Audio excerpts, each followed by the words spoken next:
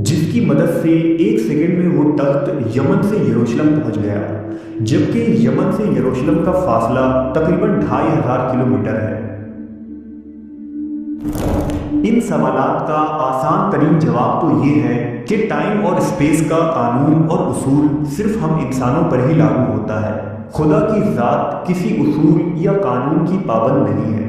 اس کی قدرت ایک معمولی تخت و درکنار سورج اور اس سے بھی زیادہ بڑے سیاروں کو بھی پلک جھپکتے ہی لاکھوں کروڑوں میل کا فاصلہ طے کروا سکتی ہے۔ لیکن اگر جدید سائنس کے تناظر میں دیکھا جائے تو اس واقعے کا آج ایک معقول جواب ہے جو کہ عین اس واقعے کے مطابق ہے۔ سائنس کی دنیا میں ایسی چیزوں کو ٹیلی پورٹیشن کہا جاتا ہے جس کے ذریعہ اس طرح کے حیرت انگیز کام ممکن ہے۔ ٹیلی پورٹیشن دراصل کسی چیز کا ایک جگہ سے دور یا قریب کسی دوسرے مقام پر سیکنڈ کے ہزارویں حصے میں سفر کا نام ہے۔ یہ عمل اتنا تیز ہے کہ ہم پلک جھپکنے سے پہلے ہی کائنات کے ایک سرے سے دوسرے سرے تک پہنچ سکتے ہیں۔ ایئر 1935 میں دنیا کے بہترین فزسسٹ البرٹ آئنسٹائن، پوڈولسکی اور نیوٹن روزن نے ERP پیراڈاکس نامی ایک آرٹیکل لکھا۔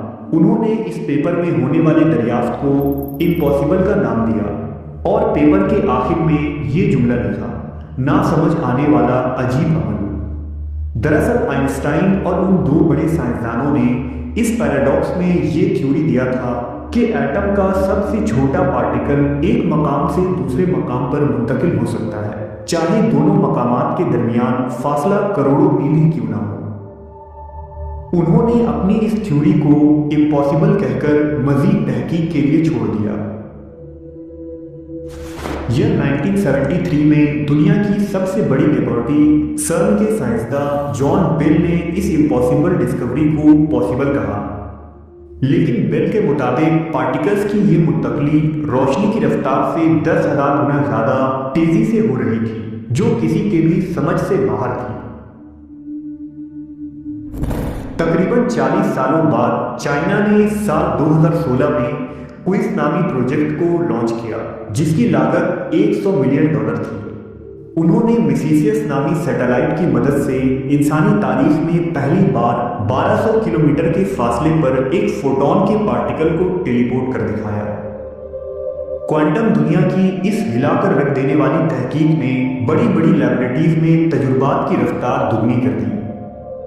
روشنی کی رفتار سے تیز ایک جگہ سے دوسری جگہ چیزوں کا پلک جھپکتے ہی پہنچ جانا آج ہمارے سامنے ممکن ہے، اور دنیا کے کئی لیبارٹریز میں اس پر کامیاب ایکسپیریمنٹ کیے جا چکے ہیں، لیکن زندہ جانداروں کو ٹیلی پورٹ کرنے میں سائنس اب تک کامیاب نہیں ہوئی ہے۔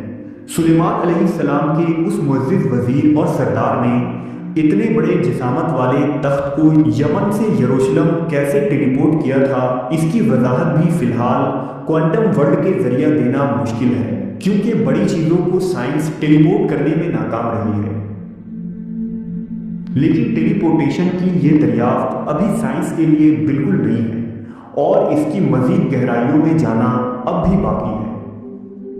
مختصر یہ کہ جدید سائنس کی بدولت آج ہم قرآن مجید میں بیان کردہ کئی ایسی باتوں اور واقعات کو ماضی کے بنسبت موجودہ دور میں زیادہ بہتر انداز میں سمجھنے کی پوزیشن میں آ چکے ہیں، اور ہم پر آنے والے وقت کے ساتھ